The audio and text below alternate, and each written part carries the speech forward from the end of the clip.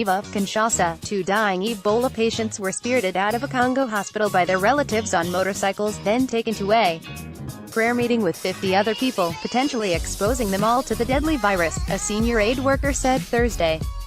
Both patients were vomiting and infectious and died hours after the prayer session in the river port city of Mbandaka Drive. Jean-Clement Cabral, emergency medical coordinator for Médecins Sans Frontières, Doctors Without Borders, said, Democratic Republic of Congo is racing to contain an outbreak of the disease, which spreads through contact with infected bodily fluids including vomit and sweat. The health ministry said late Thursday that a new case had been confirmed in the town of Bikoro, and another in the nearby village of Iboko, where the epidemic is thought to have started. This brought the total number of confirmed cases to 31, it said in a statement, out of 52 suspected cases.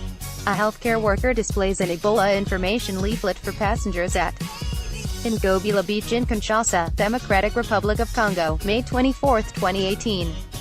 Congo's fight to rein in a deadly Ebola outbreak has authorities crossing the border to buy up available thermometers. 9th outbreak in Congo. Congo's 9th recorded outbreak of the disease is thought to have killed at least 22 people so far, according to government figures released Wednesday, fewer than the last estimate of 27, after some of those deaths turned out not to be Ebola.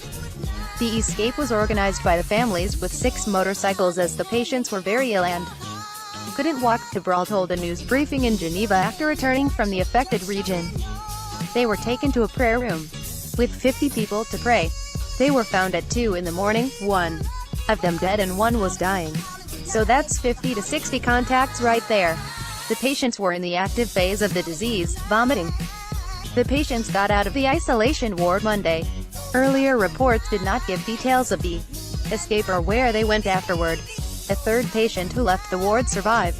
Health officials started trying to trace the motorcycle drivers and other people who came into contact with the patients as soon as the escape was reported. Drive.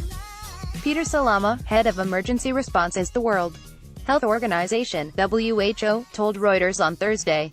From the moment that they escaped, the health ministry, WHO and partners have been following very closely every contact, he said.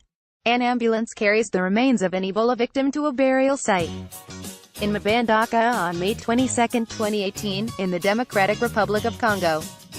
Hard to predict whose 3-month budget for the crisis has been doubled to $57 million to carry out a complex operation in a remote, forested area, Salama said. All it takes is one sick person to travel down the Congo River, and we can have outbreaks seeded in many different locations. That can happen at any moment.